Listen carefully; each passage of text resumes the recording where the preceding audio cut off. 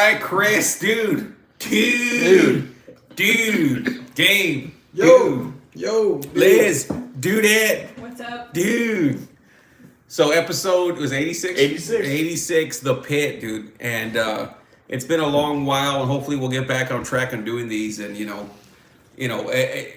one of my favorite things to do is watch a crazy horror film that I've never seen before and find out that that Liz was wise to the business way before anybody else was. But Chris, tell us about The Pit as far as all that bullshit goes, dude. So The Pit, independent film, independently distributed, released in Canada and certain U.S. cities on October 23rd, 1981, or as I like to call it, 1 year on exactly to the date that I was born. Prior to that. Now, film for a budget of 900,000 Canadian dollars. This is a Canadian film. A lot of Canadian cast here. Released mainstream, massive in the U.S. July of 1983. We don't know, critical reception-wise, how it did monetarily. We don't know the return on investment. Did it lose money? Did it make? We don't know. But it's still a fun film, an interesting film.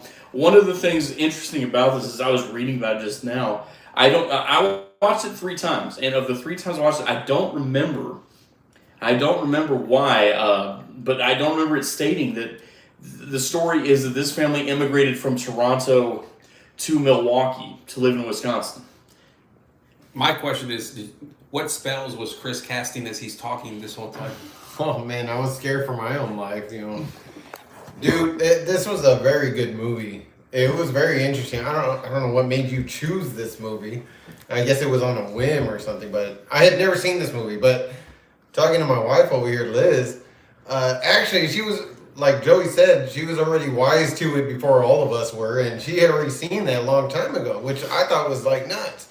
And I was like, I never even heard of this, The Pit. I was like, man, that sounds terrible. But essentially, well, what this movie is pretty much about is about a little disturbed boy who lives in this town where everybody's has something against him. Everybody's an asshole. Yeah, everyone's treating him bad. From my perspective, I didn't think there was anything wrong with him, but they're just treating him like shit. Anyways, he finds a pit that has monsters in it. Everyone that ends up pissing him off, he ends up, shoving them into this pit. He tricks them in some way or another, and he gets them into the pit. In the meantime, he's in love with his babysitter, who his parents leave him with because they take off out of town to Seattle.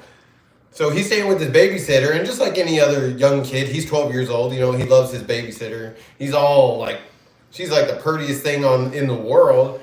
So he's hitting on her. Eventually, she ends up falling into the pit. As it comes to a closure, he's like, hey, I'm going to let these monsters out. They get out. The town ends up killing them, killing the monsters. And then they say, hey, let's keep it hush-hush because we live in such a quiet and small town. So he goes and lives off with his grandparents. He goes and takes off with his grandparents. He ends up finding out, he makes friends with the little girl. And he ends up finding out like, oh man, there's another pit with more monsters. His friend is actually well aware of it ahead of time and ends up shoving him into the pit. And that's pretty much how it ends. As credits roll. Yeah, no, that's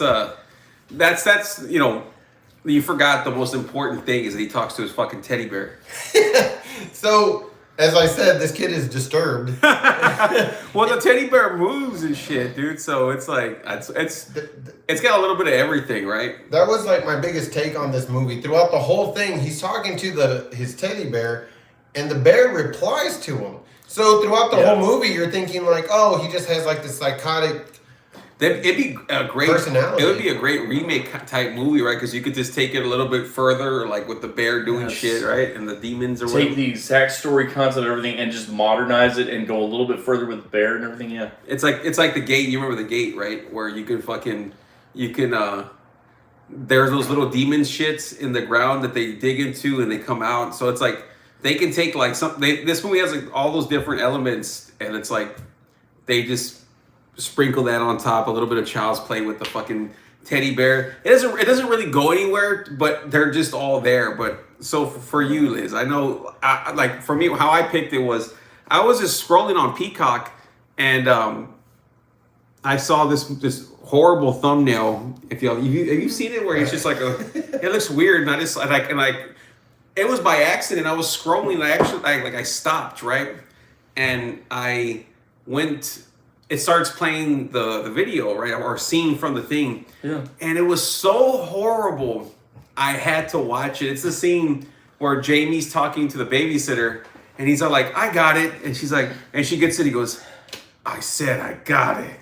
Yeah. But so how did you come about seeing it, or what's the story with you in the pit? I mean, So so the same thing I think I said in your previous podcast, that I grew up without cable. So shout out to my public TV folks who grew up without any cable. And I didn't get cable until I was like 15, 16 or something like that. Yeah, and so then they used to show the horror films again. Like, I don't remember what channel it was. I don't know if it was like KBB or was it 35 or cable 7? I don't remember. Now it's like it's non-cable 35, cable 7, and 11 and 29. Right. So it was one of those, and of course, like I was one of the ones like over the weekend, like I want to stay up and watch horror films, because that was like my thing back then. And The Pit was one of them. And it's kind of interesting, like watching it now as an adult versus as a kid, because like, oh, this is badass. This kid's cool. I want to push people in the pit too. But see, your next game. Thank you for pointing that out, because like we had cable, but the thing is, as a kid, I would there's so many movies from the 80s that like if it hadn't been for 35 and 29 or 7-11 whatever, I would never have seen like I saw the whole fucking Rocky 1 through 5 because of Friday nights and Saturday afternoons on those two channels. Yeah. Now when I started watching this movie, like I say, I had never seen it or heard of this before. And so when Joe told me like, oh, you got to watch this movie, The Pit, and I was like, wow, okay. So I was able to find it and I started it, but it started off so weird with this little kid already attacking these other two little kids and shoving them into a pit. And I was like, what the hell? So I thought I had the wrong movie. So I started searching around, flipping around, and they all kept starting off like that. And I was like, well, it's kind of like me with Silent Night, Deadly Night. Yeah. But I was like, why? We're talking about the same movie, but I'm like, well, how come you're not talking about this other guy? I watched part 2 instead of part 1, but they include part 1 and part 2. And this film feels like that, right? Where like they kind of just cut around the bullshit. Oh yeah, definitely. So I honestly thought they lost the whole beginning part of the movie, and I was like, oh, it just starts off in the middle. Yeah. I'll just watch it and I'll figure out the rest later. No, I had no idea that they were showing you the present time, and then as you watched, then it jumped into how we got here. How we got there. Yeah. Exactly. And so I was like, oh, I get it now. Oh, lane slish shoes. Right. I was like, and that's the danger of when movies time jump like that, and they don't do it. If you're gonna time jump like that from current to this is in the past happening, you need to make it very clear that that's what's going on. Because like for example, if anyone just saw Oppenheimer, there's a lot of that going on, and like you have to figure that out on your own within the first hour for it to make any damn sense. So, movie producers in the future, listen to that advice. Well, the thing is that I think that they knew that if they didn't shock everybody into something spectacular or shocking in the movie, people probably weren't going to stick around to see it. Like, because there's so much nonsense that leads up to like the actual pit doing something to where it's like, well, we got to show the pit right away. We can't just show this motherfucking kid just being weird for like, 30 minutes, 40 minutes, because people are going to check out. And that's the way it is, because like the beginning's pretty horrible when they're talking to like the parents and shit. He's like, don't get me wrong, Mrs. O'Reilly. I love my son. I've never seen a kid so he's like shitting it on him. No, he's the typical. That dad is the typical early '80s upper middle class, well-to-do dad. He's very seriously, look, you need to do better, son. I understand where you have this problem, but I'm a pharmacist. My name's Paul. No, if I had been in elementary in the early '80s, the early '90s, yeah, my dad probably would have been like that. But yeah. Yeah, he's like, isn't he such like an asshole? He's like just shitting on his kid. He's like, all this and that, and then like the moms. He says, I'm too motherly. What the fuck is that? What the fuck does that mean? And then the kid's under the table trying to reach for sandwiches. Well, here was my problem. None of that, young man. Christopher J. Man, I shit you not. Like, what was the problem with this was, like, there was a bunch of little things. But Sandy O'Reilly, the babysitter for this damn movie, she purposely says out loud, and, you know, I felt like it was a good staple in it. She says, oh, I'm good at handling troubled kids. She's like, I'm trying to get my PhD or whatever degree in psychology, you know. But, yeah. So I was like, oh, okay, so she's going to be able to handle this kid pretty well, you know. Exceptional children. Yeah, she's going to be able to talk to him and relate and try to really handle him. Throughout the movie, she doesn't really do nothing. She's just like, just leave me alone. And I laughed when she said that. I was like, why would you tell that to a little kid? Like, it's leave me alone, you know. I was like, oh, fuck. It's just like, yeah. So it was just like a bunch of little things that, throughout this movie, she ends up saying things like that. She's like, leave me alone. Oh, and she even tells her friends, like, oh, this kid, he's just being in love with me, you know. She tells her, like, her, I guess, love interest. Oh, no. It's his teacher, isn't it? Isn't it his teacher? The teacher also, too. Yeah, the teacher's pretty fine. Like, it's whether they start off in the beginning of the film, when he's writing, I forgot her name, but she's writing. It's not Marge Livingston, it's the other teacher. Yeah, well, she's a librarian, right? Right. But yeah, it's his actual teacher, and he's like, whatever he's doing, and she goes, Jamie? And he's like, he's like, don't talk. And he's there writing or whatever the fuck. And then, yeah, it skips to Sandy jogging with her. He's like, are you going to go? Mrs. Lind? Is that her? That's her. Oh, yeah. Yeah, so she's like, they start jogging. He's like, you know, we're not going to go too fast. You promise? He's like, yeah. And they start talking. And it's like just a pointless scene, you know, I guess to put them together, I guess to kind of show that she's like understanding who this kid is. And that's all we see her. He goes, and like it cuts to that scene where they're in that kitchen, that famous scene that I was like, oh, that got me hooked. Where she asked, he goes, I had to write on something on the board 100 times. Yep. And he goes, what was it? Not to put, what did he say he does? Like not to throw my eraser. I don't know what the fuck it was. Yeah, it was something like that. And do you know Mrs. Lind? You know that actress Sandy Schmitz? You know how old she is when they filmed that? 23. And the way people looked in the early 80s, she looked more like 33.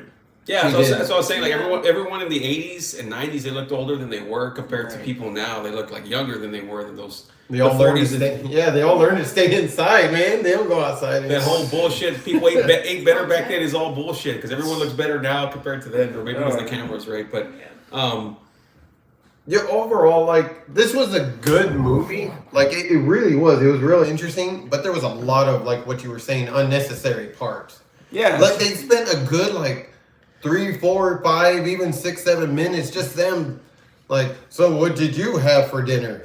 Nothing. Okay.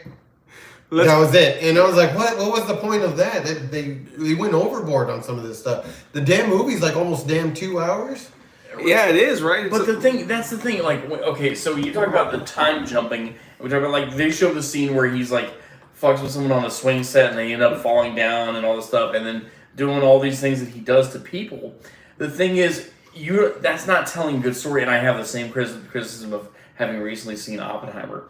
If you're going to tell a story... I didn't think I would hear Oppenheimer 2 different times in the fucking pit, review. This is why I'm... No, there's a reason I'm bringing this up. When you are going to tell a story in a movie, like, people should be able to grasp it the first time. Like, you can watch it the second time and it makes so much more sense. People know what year this reviews came out just because of Chris. What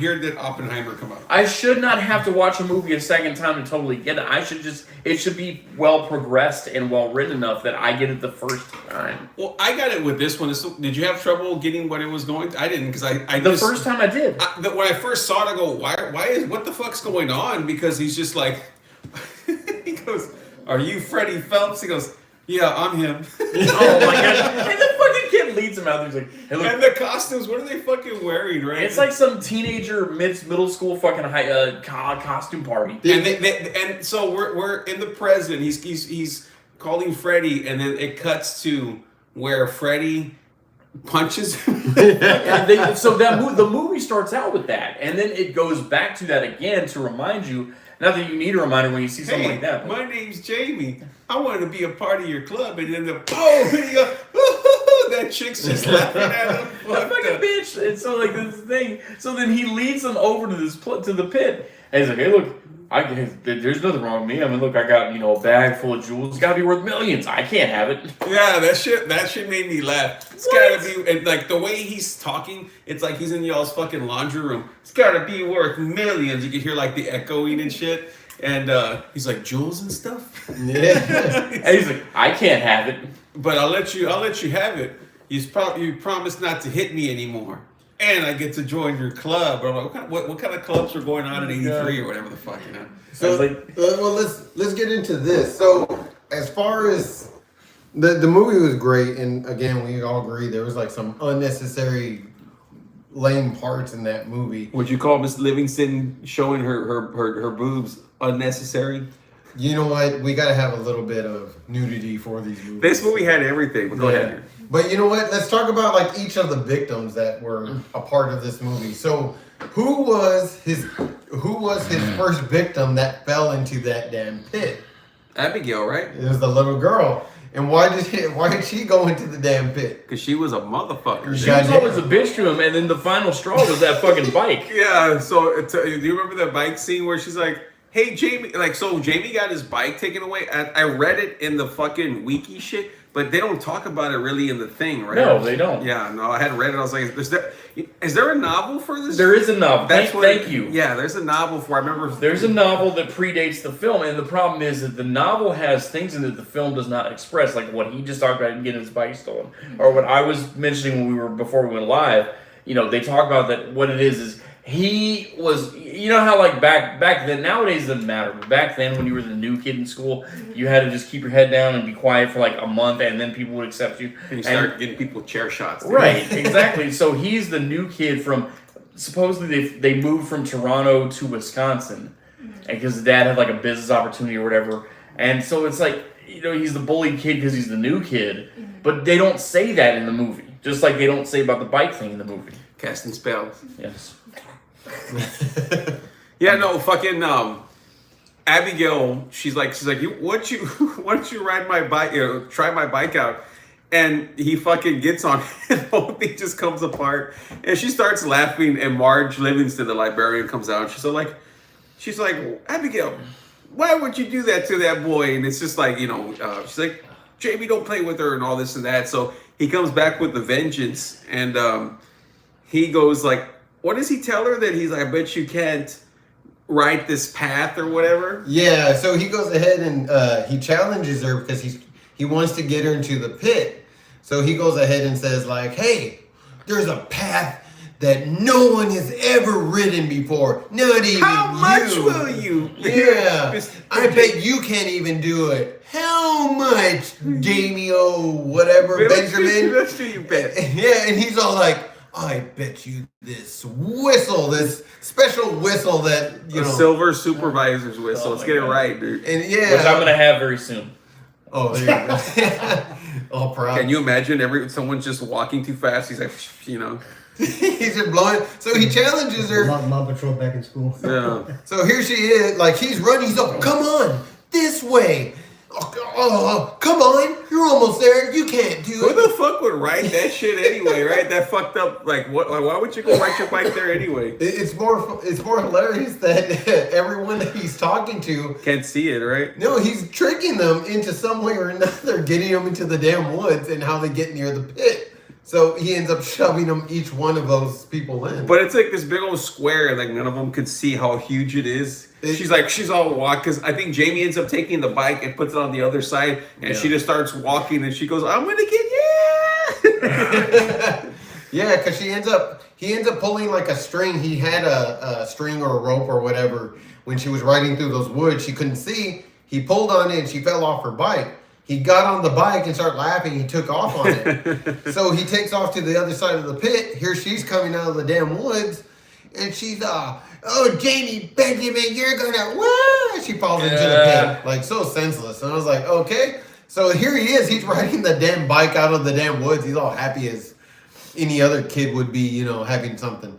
So sure enough, then we end up moving on to the next one. The next kill, I believe was the boyfriend. Yeah, the football player guy. Oh yeah. So he was hitting on his love interest, Sandy. Benjamin, the little boy he's been pining after his babysitter. So of course, like I said earlier, she had a baby, she has a love interest. Anyways, he's all like, yeah, let's go ahead and play some football. I'll teach you how to play catch. So anyways, he gets the football. They end up playing football, and they end up getting near the woods. Right. And of course, there's that He's football. like, go long, go way long. Yeah. Come on, we're gonna reach an open field up ahead. Come on. Yeah. I don't think we should be in here, Jamie. Oh, come on. Yeah. So there he goes. They start running, and then sure enough, he's like, "What the hell?" He ends up falling into the damn pit too. Wasn't it funny when he meets him? He's like in the back seat, and he's all like, "Hey, maybe I'll teach you some football sometime." He's like, Yes. yeah. It's all fucking, Yes. all pissy in He the gets back. a lame yes. He's like, yeah. And the whole time all this is going on, he's talking to Teddy, the fucking bear. And he's all like, the bear is like doing the fucking Jamie voice, right? Like, I don't remember any of the shit he says, but he's all like, you know what you have to do, right? And he's all like, yeah, but just bad people, right? Oh, awful people. That bear is the original Teddy Ruxpin, man. I bet that's where they got the idea. Oh, probably, I guess. I don't know when Teddy Ruxpin came out, but I know I did see the show at one point. No, but we had the one you put the tapes in. He's and French. Oui. when we were kids, we had the Teddy Ruxpin that had you put the tape in it, and like there were fucking kids who I remember that shit. Yeah, the tape. Yeah, I was like, oh, okay, that's what you're talking about. there were dumbasses who put fucking like Metallica, Kill 'Em All in the. Yeah. So I think what actually started this whole thing off with Jamie pushing people in there was because he ended up looking them up and he was calling them Trollologs. That's what the name of those little damn monsters were. So he's trying to figure out what can they eat. So he ends up making a trip to the library and starts looking up things and he sees the word carnivore. So he's like, oh. The ageless shoes. Yeah. So he was like, yeah, I'm gonna feed him some meat. Like, what the hell? So he ends up going to his local meat market. Oh yeah. But he steals the money from his babysitter and goes to the meat market, buys some food, and they're all like, "Oh, Jamie, your parents are having a dinner? Yeah, a big dinner. They want lots of ground beef and steaks. Here." So he gives them like $20. And so he ends up running off. That's a lot of meat, yeah. Which $20 in 81 gets you that much meat. $20 in 2023 gets you like one square tray of. Gets you a pack of bologna, maybe. Shit. But Not even ask for mine.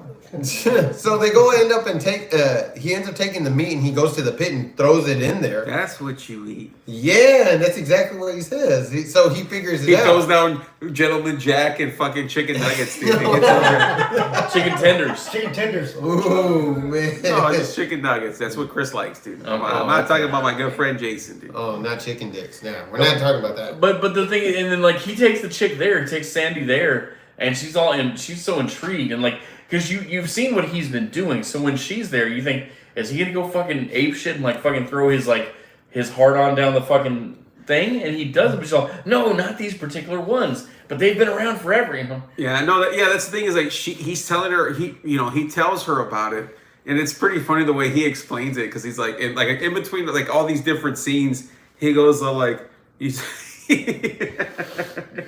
she goes she goes, don't you have any friends and shit? And he's like, no. He's like, don't you get bored? She's like burying him, and he goes, well, I talk to the I have the Trollologs as friends, but they don't talk much. And I'm like, they don't talk at all. What the fuck are you talking about? But yet his bear goes ahead and talks to him. Yeah, his bear more talks often. about the Trollologs No. one. Yeah, I was like laughing at that shit. And she goes out there and she gets too close to it. And like that sends him over the edge or whatever the fuck, And I think it's like more, well, he's already over the edge, fuck. I think this whole scene, that whole part of that movie actually is real entertaining to me because he realizes like they eat meat, but before he ended up buying the meat, stealing the money so he can buy the meat, he tries different things. So he tries chasing after chickens and he can't catch any. And then he ends up like trying to bring a huge ass cow and he even talks to the cow. He's like, look, they're going to kill you. make steaks and hamburgers out of you. Yeah, and he's like trying to talk some sense. He's all, it's all right. I didn't want to kill you anyways. Yeah, dude. He's a crazy fucker, dude. Oh, that little kid, man, he's fucking hilarious. So, I mean, pretty much as the movie goes on, he ends up even shoving a grandma, a little old lady in a wheelchair. Mrs. Oliphant. Yeah. Yes. What does he tell her? He said, like, I know. What is it? I know boys like me shouldn't be doing what I did to you, and I know that you have reason to believe that I'm a terrible young man and need to be disciplined. So it's something like I don't abhor your discipline at all, or something like that. Like, well, I'm glad you could see that, Jamie. Give me another shot. Yeah. And she's just sitting the whole time when he takes her. She's sitting so upright. She's blind, right? Yes. Yeah. And she's in a wheelchair, so yes. she's like. So she takes her across. Like I mean, I guess there was no one and nobody around to see this happening, but you just hear like for like 10 minutes. I'm like, no one's hearing that shit. I know. And then he throws her and he goes, well, like my father always says, we all gotta go sometime. I was like, what the fuck is that? And the music's all bam, bam. Like it's like such like bad music and shit, but it's pretty funny shit. Yeah.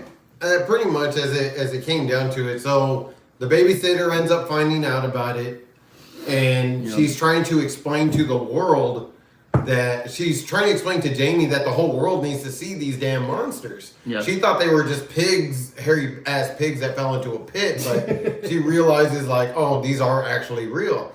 And he's like, no, you promise. And she's like, honestly, I didn't even believe you. She's like, I didn't believe you at all, but now that I know that's real. Everybody, yeah. Yeah, so you broke your promise. Yeah, and she accidentally slips in.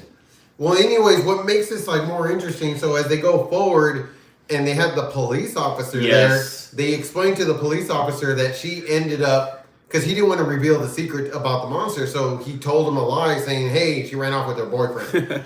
What? And he's missing too. And he's missing also. So now it goes into a little further, and they're doing investigations. So get this. So the grandma that ended up dying with, and he took the wheelchair. Yeah. So it was the grandma and the bike. You know, all the little shit that these people had that they ended up falling to the pit, or he shoved them into. The size 5 shoes, all that shit. Yeah, he ended up displaying them like in different places, like smart ass little kid. Yeah. So that way it didn't lead back to like where they lived. So that was actually. It was like some random tunnel or something, right? It was like some weird sewer. It was like a weird place. I remember they saw all that shit there. They shoved it like into a gutter. Right? Yeah. Into a kind of a gutter, and then like the rest of the stuff, the smaller stuff, like the Halloween kids. Well, he frames another boyfriend. Yeah, he puts what is it? That recorder or something, right? Tutu. That's what it is. Yeah, and the pictures that shit in the back of his car or something like that. So it makes him look like he's the weirdo and he's like a sleazebag guy. Yeah. So he ends up framing that guy, which is really smart of him. Honestly, there's no way I would have thought of that shit at 12. I mean, for him to think of that, for such a deviant, if they want to call him that. And like at one point, wasn't there like 8 cop cars involved by the end? Yeah, at the very, very end, they start hunting. Well, he lets them out of the pit, right? So he feels bad about him. Throws a and rope. He says, because the loss of the babysitter, he says like, look, I can't keep feeding you all. So he's all, you're just going to have to take care of yourselves. So he gets a piece of rope and ties it to a tree and throws the other end down the pit so that he takes off. What happens with the damn monsters? They get out and they start eating and killing people. So then they start coming up with reasonings, what the hell is happening? Is there a zoo nearby? All kinds of weird shit. Anyways, they find the monsters, and the monsters make their way back to the pit because that's their home, I guess, and they gun them down. Yeah, they start blasting the shit out of them. So then the police officer or the sheriff says, look, he says, hey, we're just going to have to keep this a secret. What do you mean? They say that the world knows about this. We're just going to have nothing but outsiders coming here. We're such a quiet and small, peaceful town. Let's just keep it that way. Yeah. So what do we do with this? Bury it. So they bring in a bulldozer with dirt and they just start filling up the pit. So here goes Jamie. The whole thing is so overly dramatic, he ends up leaving and goes with his grandparents. Well, shit. There's a little girl playing and he ends up plane. She's all like, "Hey, chase me." He's like, "Okay." He's all happy about making friends. Yeah, exactly. No, he doesn't have any. No, exactly. Because the grandparents out in the country, and then they meet the little girl, and then tricks her into the bullshits. Yeah, so he ends up. Yeah, and so he ends up saying, "Oh, trollalogs," and she's all, "I know." He's all, "They eat meat," and she's all, boom, pushes his ass right into the damn pit. So, I don't know. What? Anything else you all? We forgot the best scene when Marge Livingston starts stripping for Jamie. Dude. That honestly, that was a clever thing. I just laughed because he's like, he has a tape recorder by a fucking payphone, right? That's what it is. Yeah. And it's all like, if you ever want to see Abigail again, he doesn't like say, take off your clothes, does he? Or whatever? No, he doesn't. I'd much rather see you than her. And I'm like, what the fuck? And she just starts taking her shit off. Oh. He's taking pictures and he goes, after he takes them, he's all like, look at Abigail, look at the look on her face. He goes, and didn't he have some kind of like bright police light or something on in the scene when he's like trying to look at her? No, he had a camera. He was taking pictures through the window. Yeah. But it had some really bright flash on it, though. Yeah, it was like one of those old school fucking things. I thought that was like, that's when I knew. I was like, man, this is a crazy ass movie, dude. He's like doing kind of shit that I would do when I was 13. Sure. but here's what it harkens back to. This is something I've found a lot of because this movie is now on Tubi. And this movie has made probably as much money being on Tubi and Peacock as it did back then. Because no one knows anything about it. It was just randomly found by y'all. So the thing is, there's so many horror films, or films like cheese horror from the early 80s. Like we're talking 80, 81, 82. In some cases, even 85, like with Brain Damage. Oh, I love that movie. Yeah, there's so much like that. And it's like, that didn't really... How you doing, Brian? Hello, Brian. That kind of shit. We have to do a revisited of that with Gabe and Fuck everybody else. yes. That is a good movie. Have you seen it? I have seen that movie. And it's great. You're fucking lying again. There's so many movies like that in the first half of the 80s that didn't make it big, but just... They're good, dude. Yeah. Yeah, they're just fun shit, dude. And it's like, you gotta think the lucky ones, like the Friday the 13th, the Nightmare on Elm Streets. They got the sequels, that's what it is. Yeah. They just had their own spotlight like during the 80s, and they were in theaters, and I don't know, they were just... Yeah, I'm sure this shit wasn't in theaters. That's part of the problem, you know. But Actually, I saw it in the theater. The Pit? But here's the funny thing. I was stationed in England. So this is, of course, VHS movies are just barely coming out. The base theater would show a movie once a week. No, I mean Friday and Saturdays. And we had some weird movies they brought their own Schwarzenegger Hercules. Have you ever seen that one? Yeah. The Pit was one of the movies, that's how I saw it. You saw The Pit? So everything we were explaining, you were like, oh yeah, I remember Yeah, it's just that. been a long time since I've seen it, because this must have been 84. Yeah, it's Yeah, like, like I said. yeah, around that time, yeah. So it's been that many years. That's the last time I saw it. This is my good friend Johnny. I know we were. Hello, I'm sorry guys, I didn't brush up on this movie. I was busy watching other kind of films. So Pentecostal I didn't I didn't have time to prep for this. He's like winking at everybody. Yeah, I was watching a movie that united, racists, Fucking, but yeah, that's The Pit. Where, like I said, we'll be doing more of these. We'll try to be doing them on online Skype, doing them more often. But also when we get together, we've been wanting to do this one for how many months have we been talking about doing this shit? 3 months. Yeah, it's been a while. It's been a while. So let's go ahead and go through everyone's ranking and final thoughts. So we'll start off with the man, the myth, the legend, Mr. CJK. What do you rank it, and just your closing thoughts on The Pit, dude? Out of 10 stars, I'm probably going to give it a 5.5.